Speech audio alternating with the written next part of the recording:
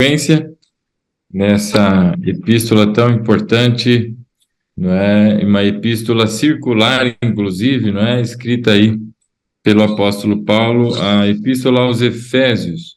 Nós estamos no capítulo 6 e já caminhando aí para o encerramento da epístola, não é? Na semana passada nós tivemos a oportunidade de tratar um pouquinho, não é, no verso 17, sobre o capacete da salvação e também a espada do Espírito, que é a palavra de Deus, sendo estes, não é, elementos da vestidura dessa armadura, então, que o Senhor nos põe à disposição para que a gente enfrente essas batalhas, não é, para que a gente possa batalhar de maneira a ter êxito, não é? Porque não é pela nossa força, tampouco pelo uso de qualquer arma, estratagema ou qualquer coisa que parta de qualquer um de nós, mas é pela força do Senhor, não é? E de maneira a repetir mesmo, é importante que a gente leia o versículo 10 do capítulo 6, porque ele é literalmente a chave do entendimento deste contexto da armadura, não é? Por isso ele diz lá, finalmente, fortaleçam-se no Senhor e no seu forte poder. Essa armadura não provém de força nenhuma de homens ou de coisas, senão exclusivamente do Senhor. É a manifestação do poder do Senhor, não é? Do que vai dizer também o apóstolo Paulo em outras palavras, não é? Em outras epístolas, andar no Espírito é fortalecer-se no Senhor, é fazer uso do seu forte poder, não é, para o avanço. Então aqui fica bem evidente que toda a investida, não é, que nós temos, ela primeiro é constante. Todo o contexto da armadura se dá para não uma única ocasião, mas algo que é cíclico, rotineiro, constante. Por isso, o verso 11, que vai dizer que nós devemos vestir toda a armadura de Deus para que a gente fique firmes, não é? Contra as ciladas do diabo. E essas ciladas, elas não são pontuais, não é um dia ou outro, mas todo o dia e a todo instante a necessidade da vigilância. Então, entendimento que nós temos aqui é essa continuidade, essa constância, por isso a necessidade, não é, de nos revestirmos dessa armadura que é o poder de Deus, é a manifestação do seu forte poder, para que a gente permaneça firmes, não é, contra as ciladas do diabo. E lá no verso 17, onde nós estávamos na semana passada, o apóstolo Paulo diz sobre o capacete da salvação. Nós vimos, então, que esse escudo, não é? Ele tinha um determinado tamanho. Está comendo besteira? Tem alguém que está com algum microfone aberto aí. Estou recebendo informações de que o som está vazando aqui. Então, esse escudo, meus irmãos, ele tem mais ou menos aí de 1 a 1,20 de altura, o que faria, não é, a cobertura entre a altura mais ou menos do queixo, pescoço, não é, do soldado até mais ou menos os seus joelhos, um pouco abaixo. Então, uma boa proteção, mas a cabeça desse soldado ficava do lado de fora, a não ser que ele levantasse o escudo para cobrir também o rosto. Mas em assim o fazendo, ele perdia a sua visão também. Então, dessa maneira, o escudo, ele tinha essa finalidade e a cabeça ficava, né, desprotegida. Por isso, o uso do capacete, com aquela vassourinha, né, meio punk aí na cabeça, que tinha aí a finalidade, não é, não só de ornamentar aquele elmo, aquele capacete, não é, junto com todas as insígnias que vinham gravadas neles, não é, demonstrando ali os seus troféus, as suas vitórias, da sua equipe, do seu conjunto, não é, do grupo a quem ele pertencia, não é? E fala também da necessidade do uso da espada do Espírito, sendo a espada do Espírito a palavra de Deus. E vimos essas questões na semana passada. Então, o capacete protege, não é, os pensamentos, blinda, não é, dentro da palavra de Deus, aquilo que é a convicção do resultado da obra do Senhor Jesus, não é? Eu me lembro, penso que todos devem conhecer ou ter ouvido falar do pastor, doutor, professor, não é, Russell Shedd. Eu tive o privilégio de ter aula com o doutor Russell Shedd, bem no finalzinho do período em que ele ainda lecionava. Pela idade, ele foi parando e continuando só com outros ofícios. Numa das aulas, numa questão que se tratava, inclusive, sobre salvação, uma das perguntas que veio foi se era possível perder a salvação. E a resposta do Dr. Russell Shedd, na ocasião, foi muito interessante, porque ele disse, depende de quem deu, né? Se foi Jesus quem deu, é algo que não se perde, né? A obra do Senhor, ela é completa, ela não depende de nenhum de nós, por isso, neste sentido. E aí a questão do capacete vem para exatamente proteger dessas dúvidas. Falávamos sobre pessoas que entram na batalha preocupadas com medo de perder, incertos da capacidade enfim, combate e tudo mais. Então, são soldados que entram, não é, com todo esse receio, e por isso o capacete da salvação, para que não haja dúvidas, para que ninguém se estremeça diante de verdades absolutas, como Filipenses 1,6, por exemplo, que citamos semana passada, de que aquele que começou a boa obra, não é, ele mesmo conduzirá até o dia de Cristo, ele a completará até o dia de Cristo, é o que diz o apóstolo Paulo lá em Filipenses, no capítulo 1, verso 6. Ou seja, se ele começou, não há quem possa impedir, tampouco nós mesmos, não é? Porque é o Senhor quem faz com que se manifeste a sua própria vontade, e, como diz o apóstolo Paulo em outra ocasião, agindo Deus, quem impedirá, não é? Bom, então, capacete da salvação e todos os elementos que demonstram ali aspectos de proteção mais defensivos do que ofensivos, e aí vem a espada, que é um elemento basicamente também de defesa, não é? Quando se tem alguma disputa com espadas, a espada consegue, não é, segurar ou anular o golpe de espada do outro, mas é também um item de ataque, é ofensivo, não é? E nós lutamos e avançamos na palavra, na força, não é, da veracidade da palavra.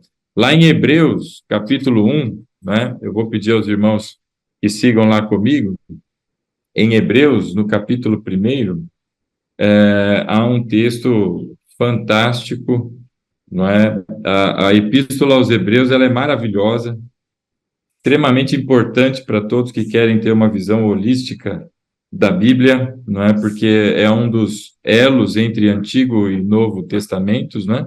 Então, aqui, a partir do texto aos Hebreus, nós conseguimos ter aí clareza de bastante coisa, não é? Inclusive da transição entre a Antiga Aliança e a Nova Aliança, não é? E no capítulo 1, nos versos de 1 a 3, há aqui a exaltação, não é, do nome do Senhor Jesus.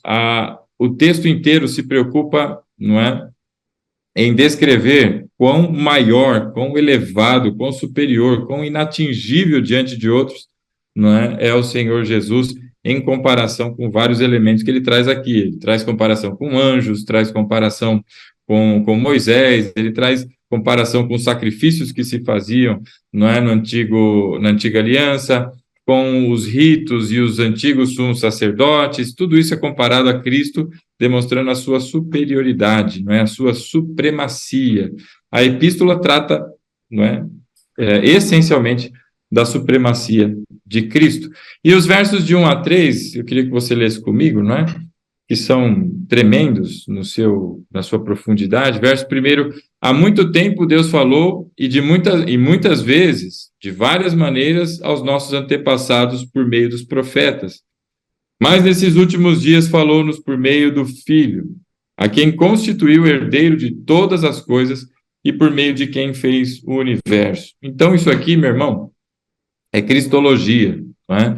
Ele está falando sobre o Senhor Jesus, explicando quem é, não é, a sua origem e a sua supremacia, porque antigamente se falava através de profetas, vários profetas para trazerem a mensagem em vários momentos ao longo da história, não é, do povo de Israel, até que nos últimos dias ele enviou o seu filho, falou-nos por meio do seu filho, e essa mensagem que traz o Senhor Jesus, ela é suficiente e sobrepuja, não é? Sendo ali o ápice das mensagens que vieram através dos profetas, e agora vem aquela que é permanente, não é? E falou uma única vez através de Cristo, não havendo a necessidade de outros que viessem a falar após Cristo, senão ele sendo, não é, o encerramento dessa mensagem profética, e é o ápice de toda essa pregação, e que nós agora, a exaustão, pela graça, repetimos, não é? E ainda é aquele a quem foi constituído herdeiro de todas as coisas, ou seja, quando se diz todas, é do universo, não é? De tudo que o homem conhece e daquilo que o homem não tem a menor ideia, e que Deus criou e pertence ao Senhor, não é? Tudo isso foi posto, não é, como herdeiro o Senhor Jesus, e por meio de quem fez o universo. Então, a criação do universo foi feita pelo Senhor por intermédio do Filho, é o que diz aqui o texto. E aí vem o verso 3. O Filho é o resplendor da glória de Deus e a expressão exata do seu ser.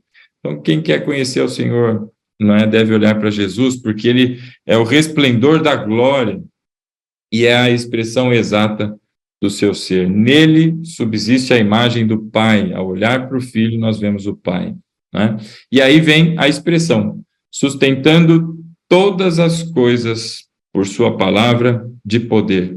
Então, tudo é sustentado pela palavra de poder do Senhor Jesus. E quando nós falamos da espada, que é a palavra de Deus, nós vemos aqui essa palavra poderosa que não só criou o universo, mas sustenta todas as coisas. São as verdades absolutas que sustentam o universo, a nossa existência, a nossa vida aqui, do jeito que ela é hoje e como ela será, pelos méritos do sangue de Cristo na eternidade. Tudo isso é sustentado por sua palavra de poder. Então, aqui é o peso, não é, dessa espada do Espírito, que é a palavra de Deus. Então, a palavra sendo aí a mensagem, não é, a revelação escrita como nós conhecemos, o texto sagrado, efetivamente. E na ocasião falávamos sobre, não é, várias situações em que o emprego da palavra de Deus foi usado pelo Senhor Jesus, por exemplo, nas tentações, para que, ali no deserto, logo após o seu batismo, para rebater, não é, todas essas investidas, todas essas ciladas, não é, do maligno, não só ali no deserto, mas ao longo de toda a trajetória até a Via Crucis, né? E assim nós somos orientados a repetir como foi feito pelo Senhor Jesus. Então nós chegamos até ali no verso 17. De hoje em diante nós vamos ver do 18 e na sua sequência, não é? E se assim Deus permitir, hoje a gente também conclui a epístola. No verso 18, nós falávamos também um pouquinho na semana passada, o apóstolo Paulo traz aqui, não é, a continuidade de toda essa questão da armadura, porque a armadura ela foi vestida e deve agora ser empregada na batalha. E aí a batalha começa, não é? E começa onde? Não é? Verso 18. Orem no Espírito em todas as ocasiões. Orem no Espírito em todas as ocasiões. E aqui vem aquela questão que nós falamos um pouco na semana passada, não é? É muito importante a ênfase que se dá na palavra, ela é necessária, é extremamente necessária, é importante, vital para todos nós. Há lugares que não têm essa atenção, esse zelo pela palavra, e isso é benefício da reforma, é benefício, não é, da teologia reformada, em especial, e o detalhe só é que muitas pessoas têm essa ênfase, têm esse zelo, mas se esquecem de que existe, não é, um outro aspecto, como falamos, somos como se fossem duas asas de um passarinho, de um lado a palavra e do outro lado a oração, não é? Sendo a oração um reflexo da palavra, ou seja, a palavra, ao ser compreendida, ao ser concebida, o reflexo dela é a oração, não é? Porque a gente entende a dependência de Deus, então a gente reage com a oração. Então não existe uma coisa sem a outra, não é? É muito, enfim, desprovido ou desequilibrado aquele que tem muito foco na oração, oração, oração, mas não tem ali o conteúdo, a palavra. Ele incorre no risco do erro, não é? De não só orar e interceder de maneira inadequada ali, né? Como também de seguir uma vida e caminhos tortuosos por não conhecer a palavra. E, por outro lado, aqueles que estão ali com grande foco e grande ênfase na palavra, mas não têm uma vida de oração, esses perecem, meu irmão, porque é exatamente este o campo de batalha. Não é de outra maneira, não é dialogando com pessoas, não é fazendo política, mas é em oração, porque nós estamos, não é, tratando de questões espirituais. Então, depois de estar revestido com toda a armadura, como o apóstolo Paulo traz até aqui, é hora de entrar finalmente na batalha. E onde que a gente entra na batalha? Em oração. Por isso ele diz, orem no Espírito, porque se trata de uma batalha, não é, no âmbito espiritual. E aí ele diz, em todas as ocasiões. Por que ele diz em todas as ocasiões? Porque a ordem já está dada, orem no Espírito, não é? Note que todo o contexto aí está no imperativo. Então, são ações, são comandos, não é? Direcionamentos, ordens que são dadas aqui. Orem no Espírito e em todas as ocasiões, não é? Por que o apóstolo Paulo traz esse em todas as ocasiões? E talvez em algumas versões estejam, orem sempre, não é? No Espírito. Por que sempre e por que em todas as ocasiões? Isso é muito simples da gente entender, porque é muito natural do cristão, não é? Até mesmo de quem não é cristão ou que não tem, não é, uma prática religiosa, uma prática espiritual ativa, não é? E em exercício, mas que quando passa por dificuldade, não é? Quando passa problemas, quando passa por lutas, quando tem ali uma briga, uma contenda, um caso que parece muito improvável de que ele tenha êxito, quando ele tem dificuldades, o que ele faz? Ele recorre ao Pai em oração, não é? É natural de todos os que conhecem aí a Deus e não tem nenhum problema. Tanto porque na continuidade do verso, não é? Ele diz com toda a oração e súplica. Então a súplica faz parte, e a súplica ela vem exatamente, é mais natural de vir, exatamente no momento da dificuldade. É por isso e exatamente por isso que o apóstolo Paulo diz em todas as ocasiões. Por quê? Quando você está num dos melhores momentos da sua vida, em felicidade, onde tudo parece estar numa bonança, não é? Está tudo muito bom, é um momento que geralmente, e na maior parte das pessoas, é o momento em que se abaixa a guarda e deixa de orar. Para que eu vou orar se eu já tenho tudo o que eu preciso? Para que eu vou orar se eu já alcancei? Se eu estou com saúde, eu vou orar para quê?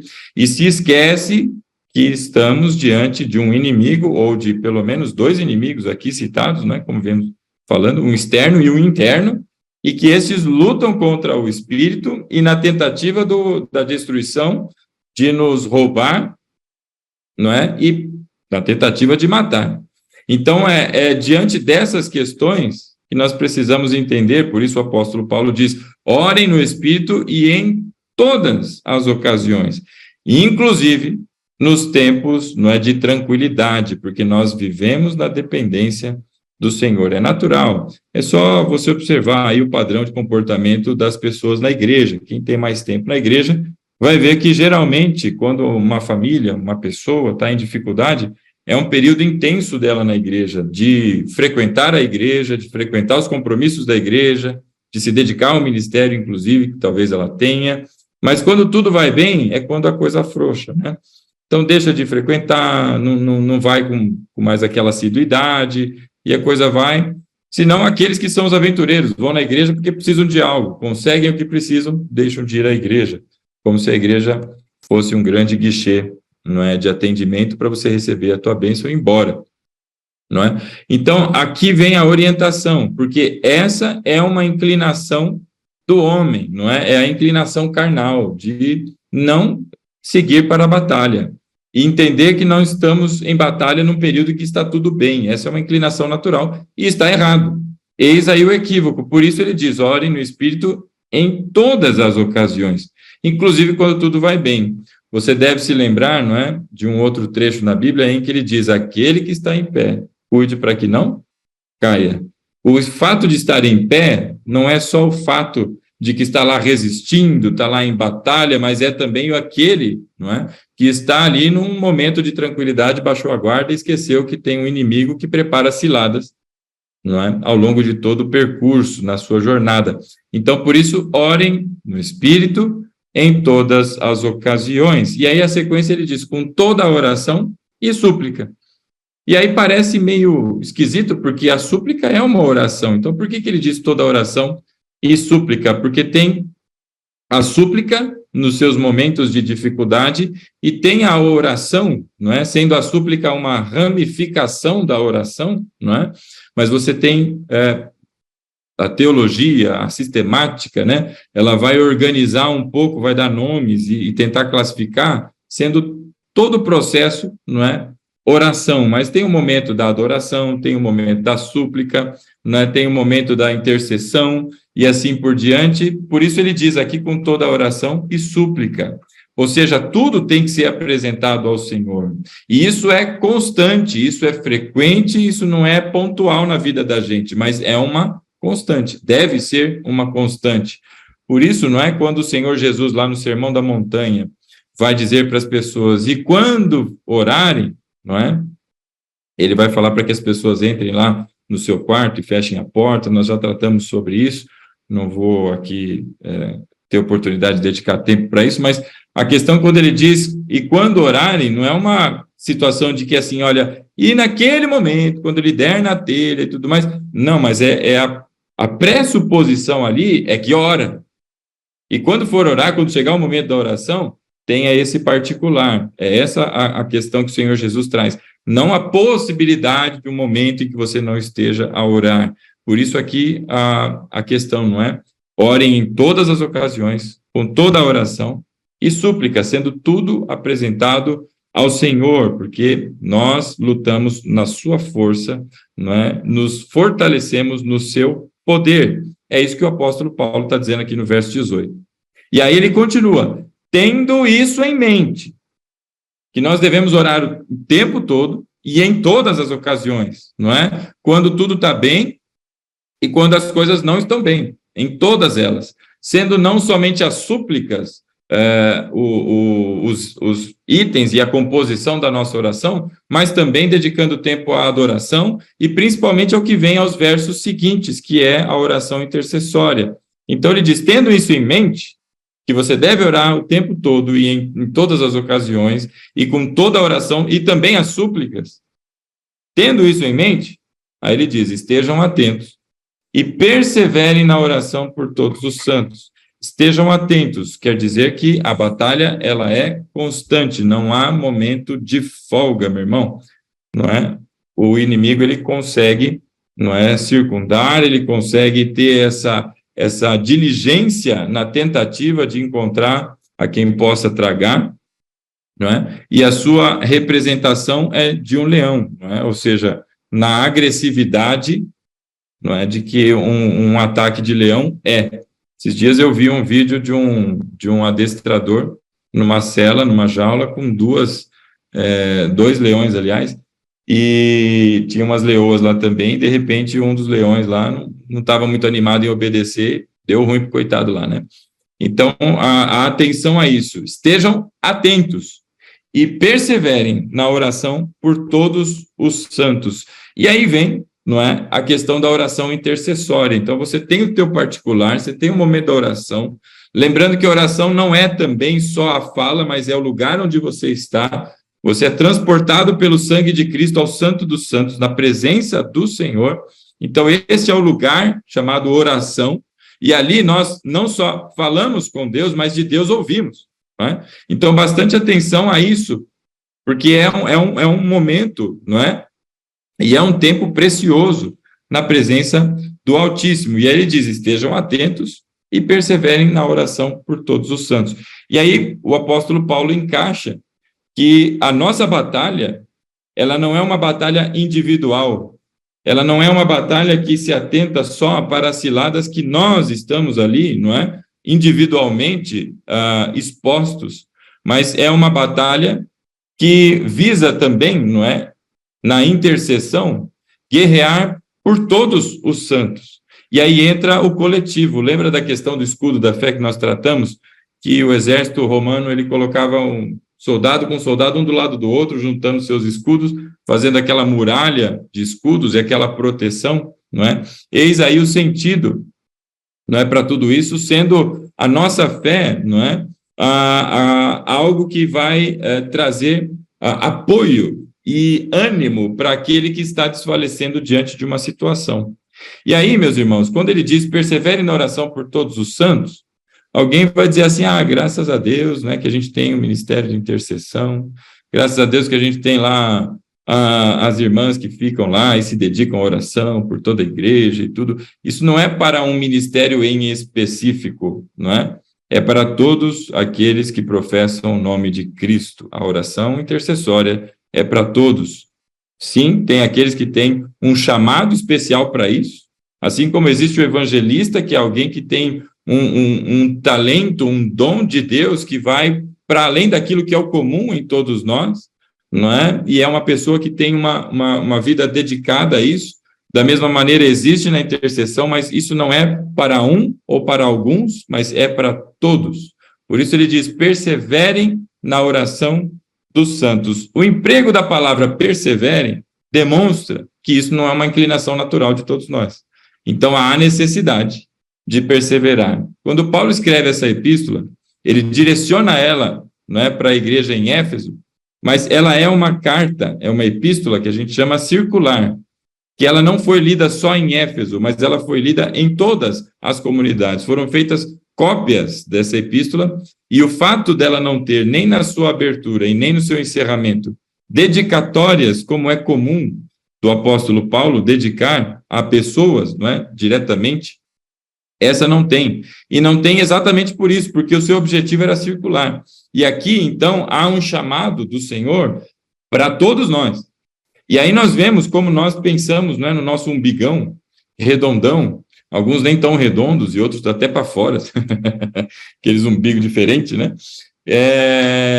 E nos esquecemos da necessidade dos outros. E aí, eu não sei quantos conhecem aí, João Calvino, que é um teólogo aí posterior à Reforma, verdade meio que contemporâneo aí, não é, a Lutero, bem logo na sequência, e uma das observações que ele faz aqui é que nós devemos pensar o seguinte, que quando as pessoas buscam a Deus em oração, naturalmente, elas buscam a Deus em oração porque elas estão passando por uma dificuldade, não é? Não só tem essa inclinação para si, mas pense nas outras pessoas, né?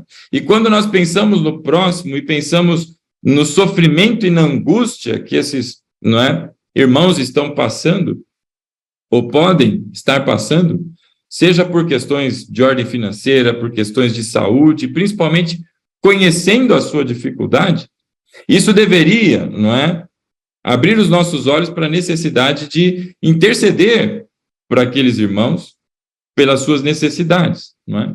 Então, e aí num dos seus escritos, o Calvino, ele diz assim, né, e que se isso não nos abre os olhos, não é, não desperta a nossa compaixão pelos irmãos, perceber as suas dificuldades e por eles orarem, não é, é porque o nosso coração é de pedra, palavras aí de Calvino, né, que é do século XVII, por volta aí do século XVII, né?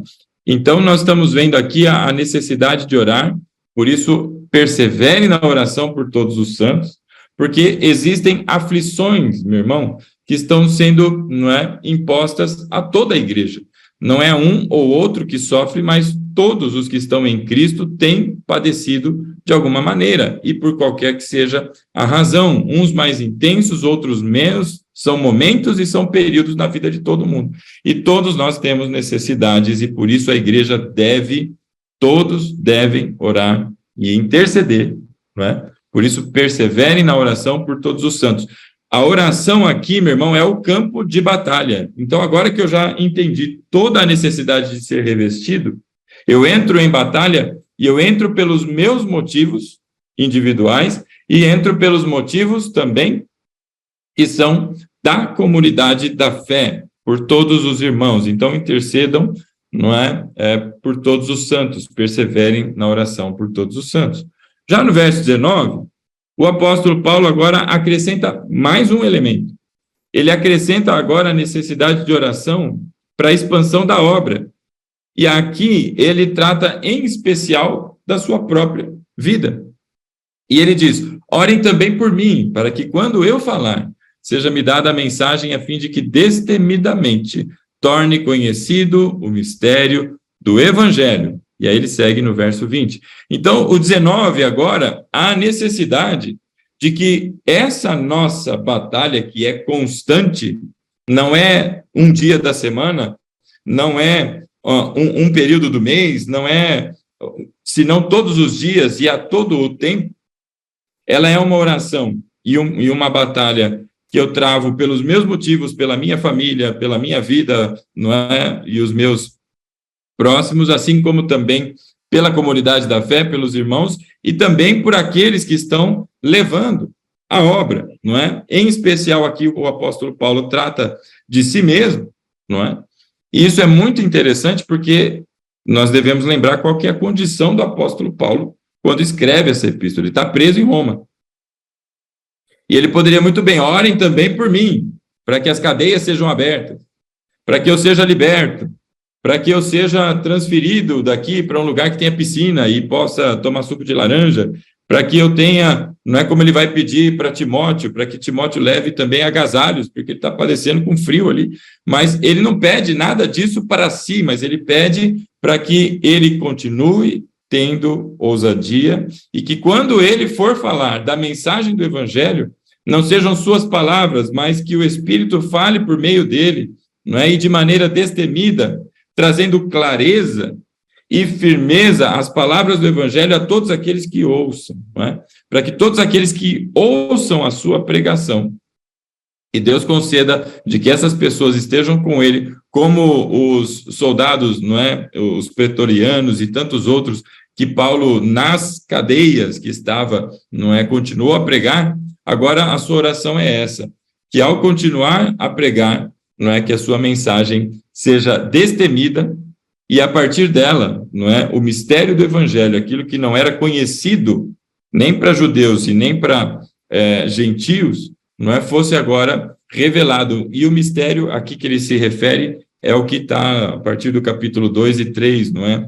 Que o Senhor Jesus vem para tirar esse muro de separação, não existe separação, todos aqueles que estão em Cristo fazem parte ali de uma única edificação da unidade da igreja. E do fato de Jesus ser o Filho de Deus, é a pregação do Evangelho. Veio, morreu na cruz por todos nós. Então, ele agora ora por ele. Nós todos devemos orar para que os nossos pregadores, não é, continuem a pregar e de maneira destemida. Tem muita igreja, meu irmão, em que o pastor, o dirigente, seja lá quem for, ele não prega o que precisa ser pregado, porque às vezes ele tem dependências da igreja, da comunidade, às vezes dependências financeiras ou interesses.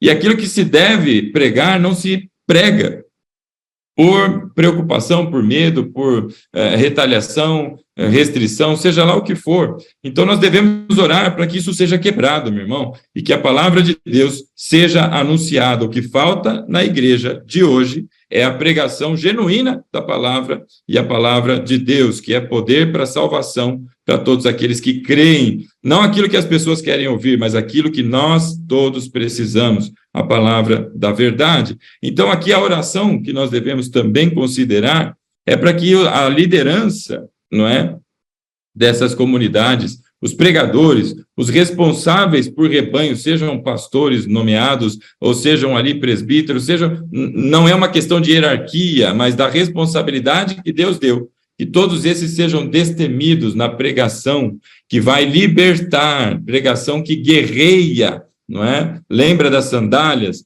São as sandálias do evangelho, da preparação do evangelho da paz, que vão promover ali libertação a pessoas, não é? Então, essas pessoas devem, não é, ser consideradas nas nossas orações.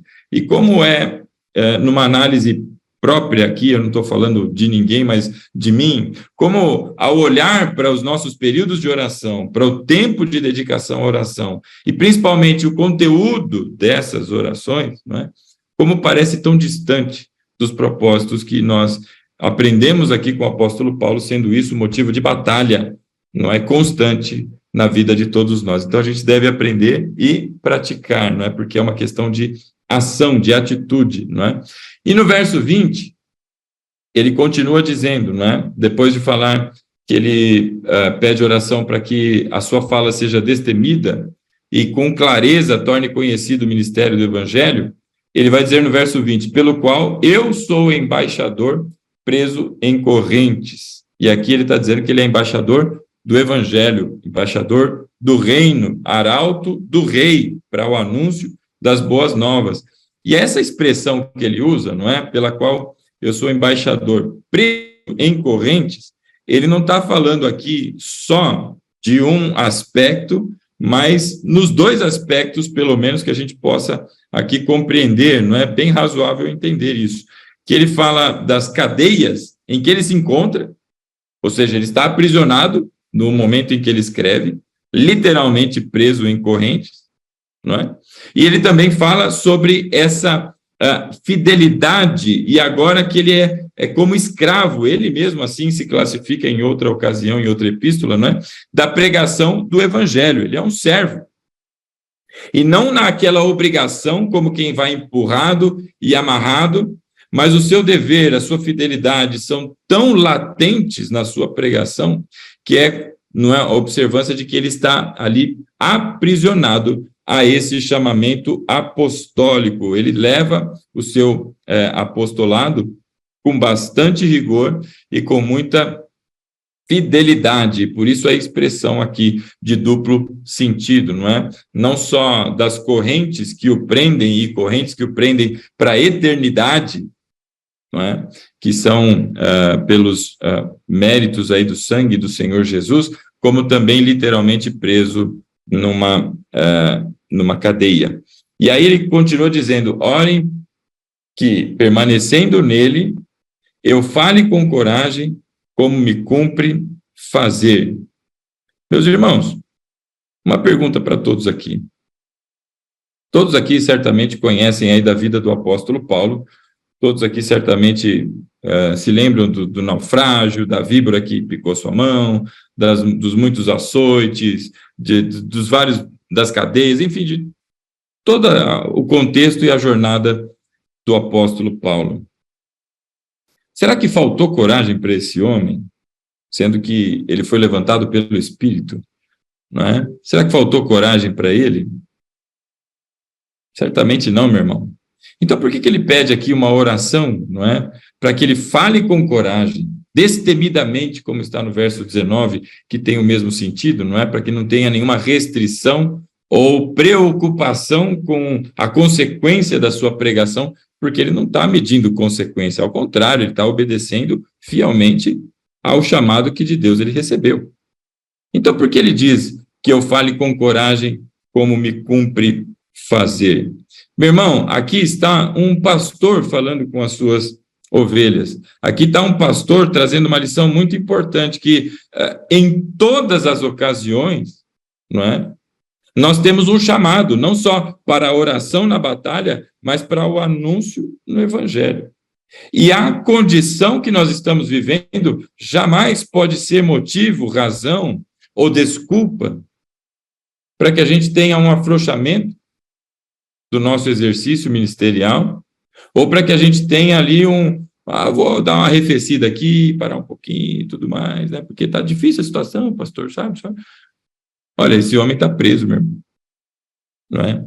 Perseguido com bastante veemência e contundência, né? Por onde ele passa, esse homem aí, né, enfrenta restrições, barreiras, dificuldade. E agora ele está dizendo, olha, orem para que eu permaneça, não é? Falando com coragem, como me cumpre fazer. Ele não tem nenhuma dúvida do seu dever e do seu chamamento. Mas isso é uma exortação para que aquelas pessoas que não estão presas, para que aquelas pessoas que não estão passando frio numa cadeia, para que essas pessoas que não estão com correntes nos seus pés, ou de repente até nas mãos, a gente não tem aqui o detalhamento, mas pelo menos nos pés é muito provável que ele tinha correntes, né? Não pensem que o seu momento de vida é motivo suficiente para dar uma parada, uma tranquilizada, porque não são enfermidades que vão nos separar do amor de Deus, não são dificuldades que nos separam do amor de Deus, não há profundidade, não há altura, não há coisa alguma. Sendo que esse é um processo e uma peregrinação que nós estamos fazendo, como vai dizer o autor aos Hebreus, não é? Nós estamos numa corrida, e nessa corrida nós estamos correndo no rumo da nossa pátria celestial. Então não tem tempo para perder com outras coisas, e enquanto estamos aqui, nós temos uma missão, nós somos comissionados. E às vezes a gente põe muita barreira na frente das coisas, preguiça, arruma a situação lá, mas é por causa do fulano, por causa da dificuldade X, é por causa do, eu tenho que fazer isso, eu tenho que aquilo, meus objetivos pessoais de estudo, profissão, etc., não é? E vai tudo entrando na frente. O apóstolo Paulo está dizendo aqui para todos nós, não é? Que nada disso, e absolutamente nada disso, não é? Em nenhum momento trouxe qualquer dificuldade para o exercício da pregação, ao contrário.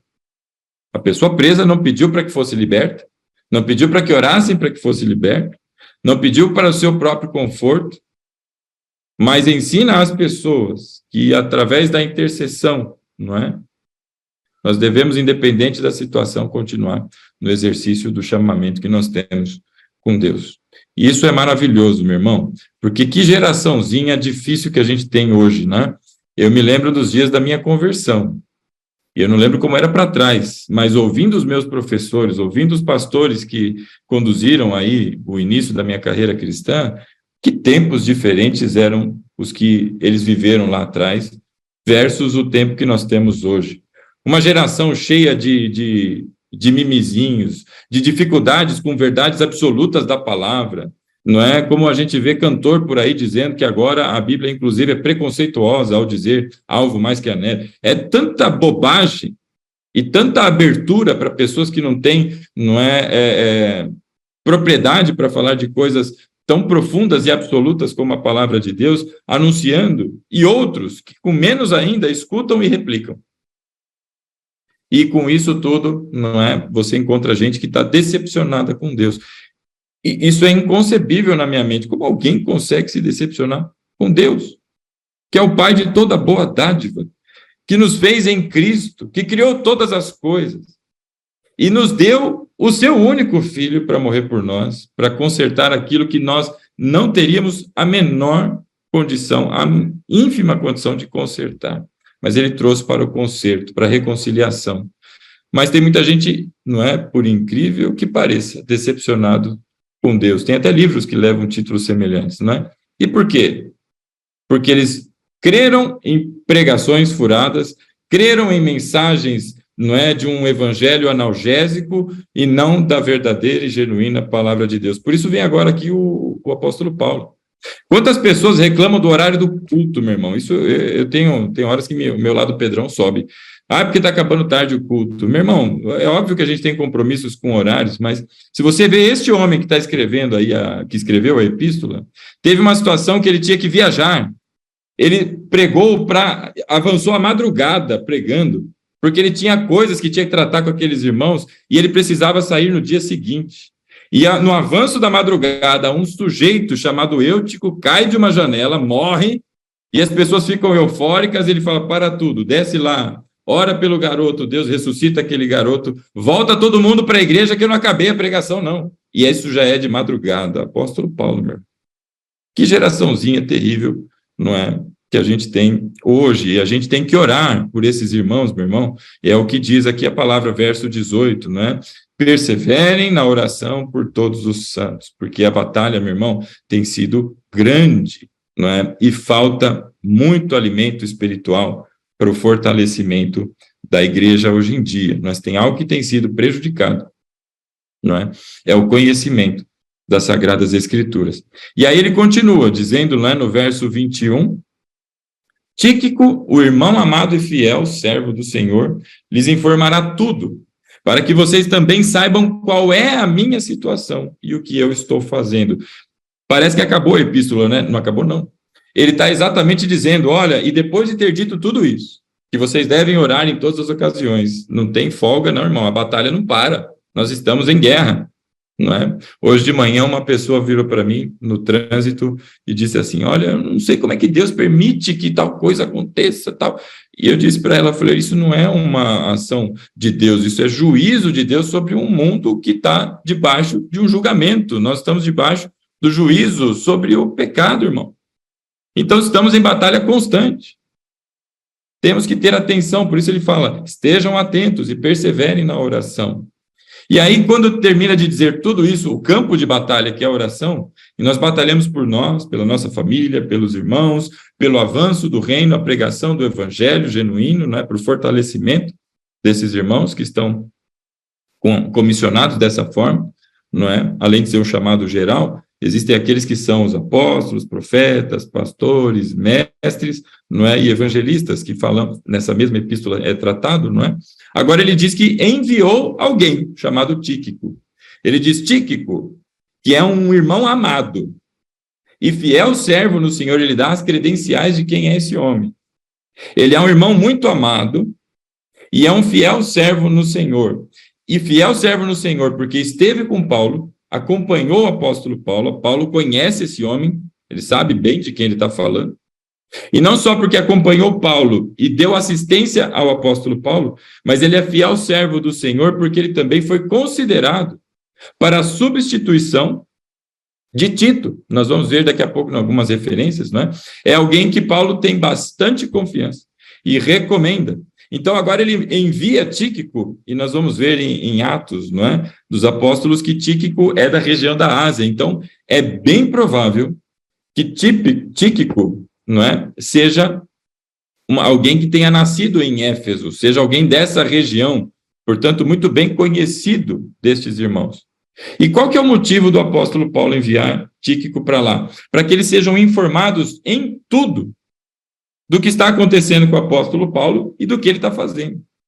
E com que objetivo, meu irmão? Aqui é duplo, né?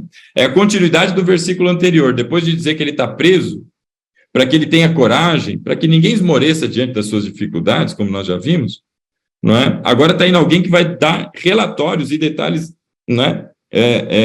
Em minúcias de qual é o estado e a condição do apóstolo Paulo.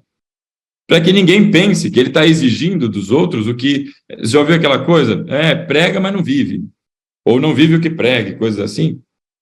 Ele está enviando alguém exatamente para dar o testemunho. Não só o dele, mas alguém que passou e conhece, para que diga lá, em pessoa, o que o apóstolo Paulo não consegue fazer porque está preso, não é? Então está indo lá para prestar um relatório. Com que objetivo? Primeiro, tudo na obra do Senhor deve ser transparente. Tudo na obra do Senhor deve ser feito com zelo, e não tem nada que não possa ser, não é?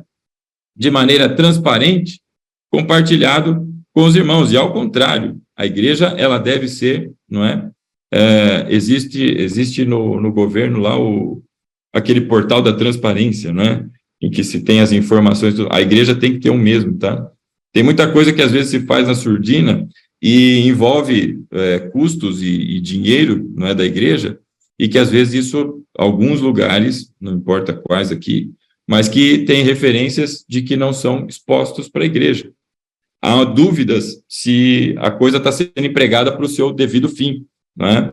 E é por isso que nós aqui da Igreja Batista da Família em Osasco temos um cuidado muito grande com isso, porque aprendemos do Senhor assim e assim a fazer. Então, quem tiver qualquer dúvida são feitas com frequência prestação de contas de como vai, não é, tudo que se refere à igreja, não só ministerialmente, mas também das suas finanças. Qualquer irmão que tiver dúvidas pode ir diretamente lá no contador, não tem nem que passar direto, vou no tesoureiro, não, vai lá no contador direto, porque não tem nada escondido, e ao contrário, tudo bate rigorosamente, porque não se trata de coisas de qualquer pessoa, mas daquilo que é de Deus, não é?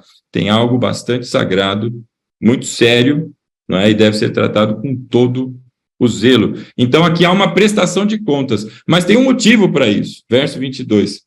Eu enviei-o a vocês por essa mesma razão, para que saibam como estamos e para que ele os encoraje. O testemunho acerca do que está passando o apóstolo Paulo e o que Tíquico, junto com Paulo, tem passado, serve para o encorajamento dos irmãos. E o que é que ele está indo contar? Ele está indo contar que ele foi recebido pelo governador com pompa, não é?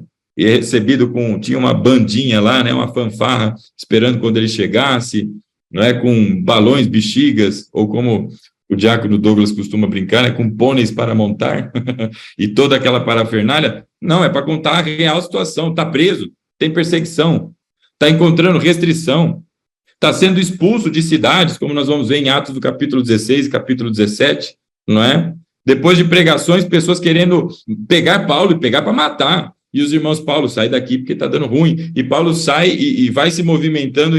É tudo isso que está indo ser contado para os irmãos em Efésio. E que terminou na sua prisão em Roma, não é? E com que finalidade contar tudo isso? Ora, é para o encorajamento dos irmãos.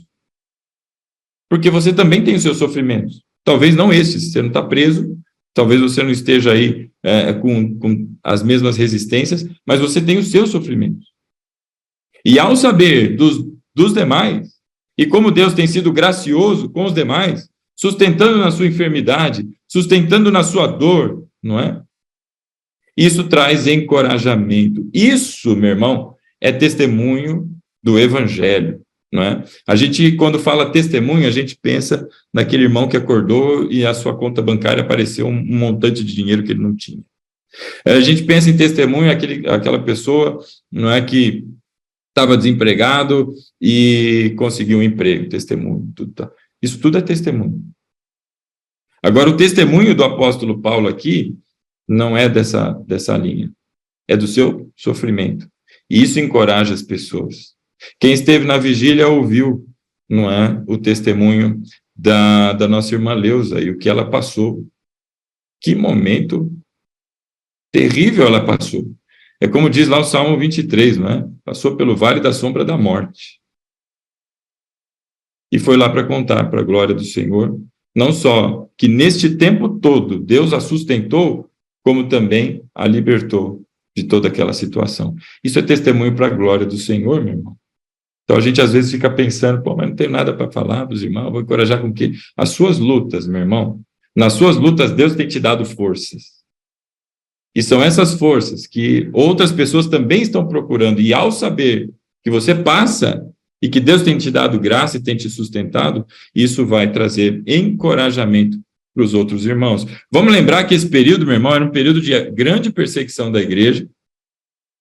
As pessoas se escondiam, era um cristianismo feito, não é, no subterrâneo, porque o simples fato de você professar a fé em Cristo, isso custava a sua vida. E muitas pessoas, pela pressão da perseguição, estavam abandonando, considerando abandonar a fé, renegar a Cristo, voltar à vida como era antes, porque estão com medo da morte.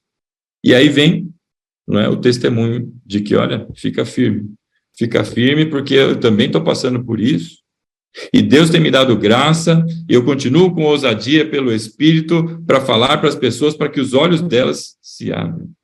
Porque isso tudo é batalha. E o contexto aqui qual é? Batalha. Ciladas do diabo. Então, meu irmão, o compartilhamento das nossas lutas, não é, encoraja os irmãos. É esse o objetivo que faz o apóstolo Paulo mandar de Roma para Éfeso um homem chamado Tíquico, só para essa finalidade. Então, para que a gente possa ver, meu irmão, lá em Atos, no capítulo 20, para quem tiver curiosidade, lá no versículo 4, vai dizer que Tíquico, não é, é uma pessoa que vem da província da Ásia, é daí que vem a possível, não é, informação de que ele seja da cidade de Éfeso, por isso é enviado para lá, bem recebido pelos irmãos também, porque conhecem, não é? Ele era daquela região, não é? No capítulo 20, do versículo 4. Um outro texto que fala desse Tíquico, só para a gente ter referências de quem ele é, mas isso você vai encontrar em qualquer pesquisa que você fizer bíblica aí com o nome dele, né? No livro de Colossenses, no capítulo 7, não é? O apóstolo Paulo também fala sobre ele, não é? E muito provavelmente foi Tíquico quem levou a epístola aos irmãos lá em Colossos, não é? Então ele diz lá, verso 7, Tíquico lhes informará todas as coisas ao meu respeito. Então, é a mesma finalidade que ele está mandando Tíquico. É para que lá e conte tudo o que está acontecendo para o encorajamento dos irmãos. Ele é um irmão amado, ministro fiel e cooperador no serviço do Senhor. O testemunho acerca da sua pessoa, né? O apóstolo Paulo fala dele, mais uma vez, não é? Em 2 Timóteo, no capítulo de número 4, né, lá no verso 12, e é momentos aí bem próximos do fim aí da vida do apóstolo Paulo, essa segunda epístola ao Timóteo, né, ele está dando orientações a Timóteo, né, a sua vida ministerial, ao pastorado de Timóteo, e aí ao finalzinho, olha como é que termina um homem, como o apóstolo Paulo, não é? Verso 11, só Lucas está comigo.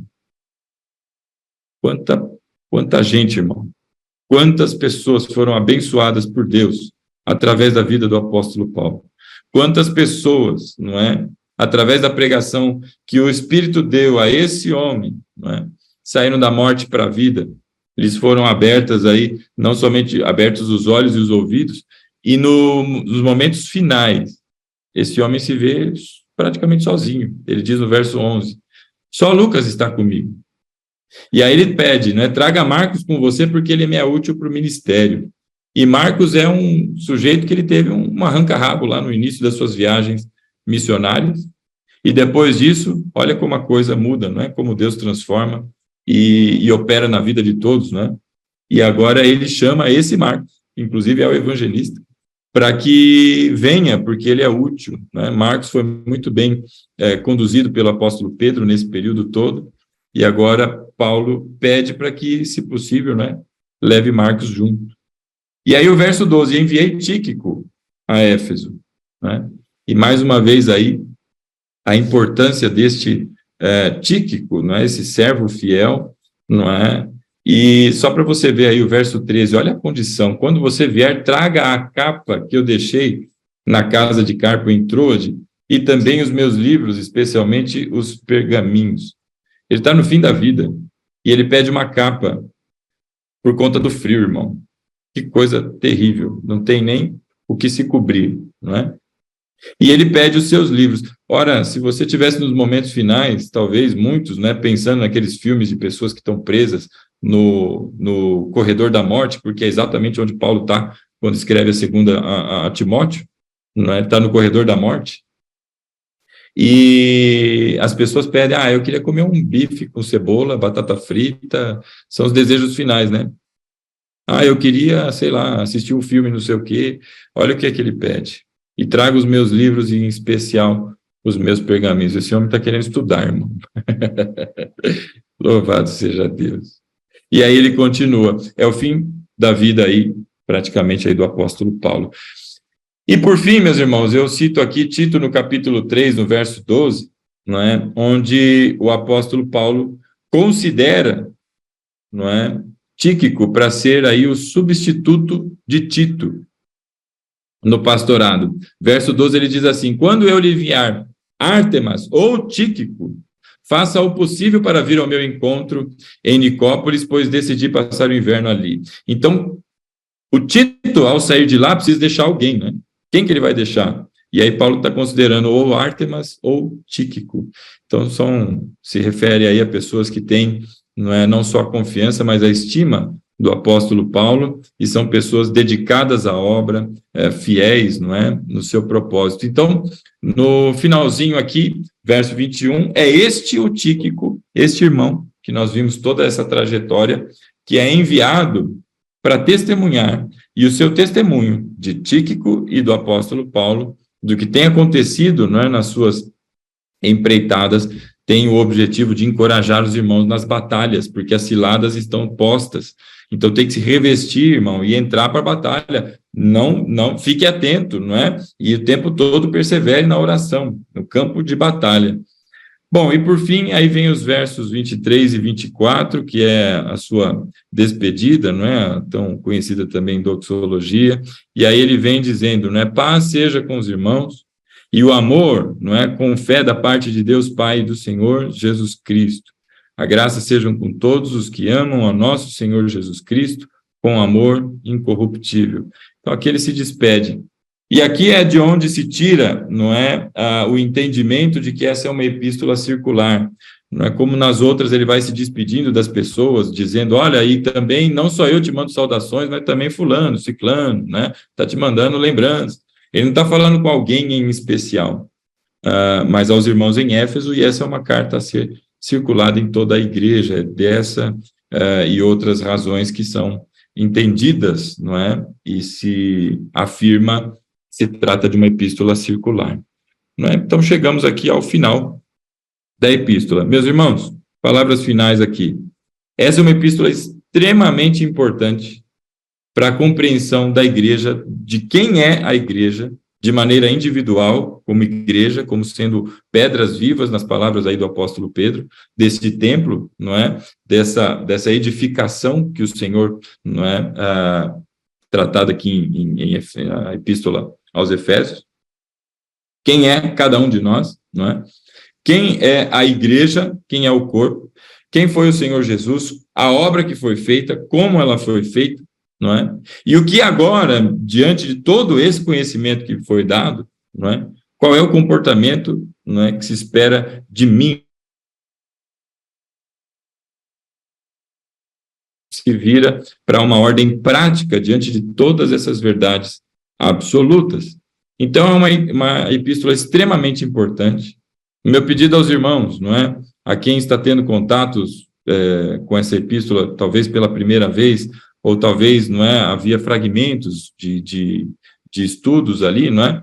De que permaneçam e se aprofundem, porque aqui o nosso tempo é limitado, não é? E eu não me lembro mais quando nós iniciamos, mas já deve ter pelo menos aí mais do que 5 meses que estamos a estudar aí a Epístola aos Efésios, sendo um encontro semanal, 1 hora por dia.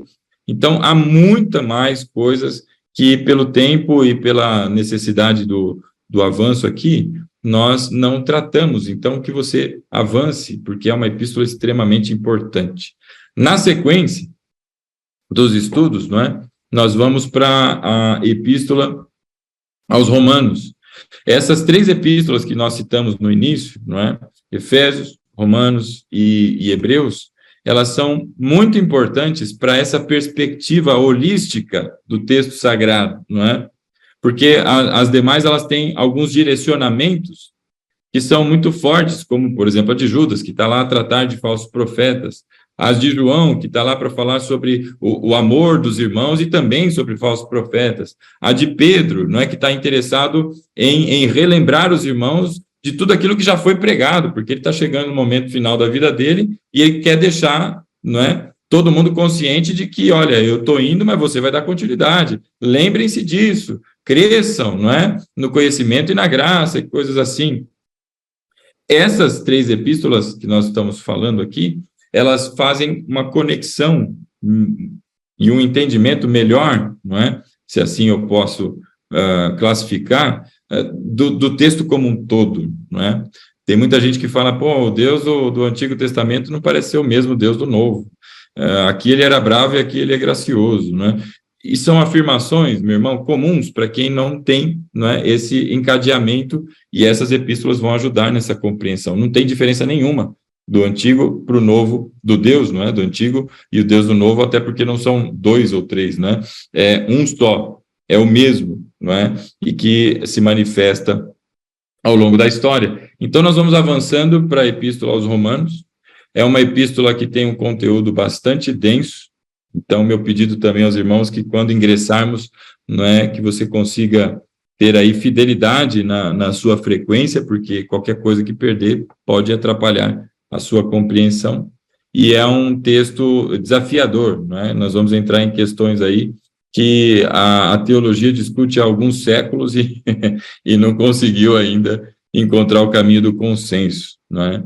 E nós não vamos partir nem para um lado nem para o outro, senão ficar presos no que está escrito no texto, dando aí as diversas interpretações. Então, meus irmãos, ficamos por aqui, chegamos ao final, pela graça de Deus aí, dessa epístola tão importante para a igreja, né? Que bom seria que todos os irmãos tivessem em mente todas essas orientações que estão na epístola aos Efésios. Eu penso que não haveria mais divisão de igreja, não haveria mais, me arrisco a dizer, mais da metade dos problemas que a gente enfrenta hoje, só com a compreensão, não é, do que está a partir do capítulo 4, onde ele inicia o capítulo 4, e com isso eu vou encerrar, porque é esse o chamamento que a epístola tem aqui para todos nós. Ele diz assim, não é? Verso 1, como prisioneiro no Senhor, de novo, referência à sua condição, não é, de preso ao seu chamado, e principalmente preso no estado físico mesmo, não é? Como prisioneiro no Senhor, rogo-lhes que vivam de maneira digna da vocação que receberam, não é? E aí desdobra no novo homem, velho homem, filhos da luz, filhos da desobediência, que nós vimos ao longo, não é, do capítulo 5. Então, meus irmãos, não é, que Deus nos dê graça e que a gente consiga avançar nos estudos acerca dessa epístola, que é bênção para a igreja e para todos nós. Amém, meus irmãos?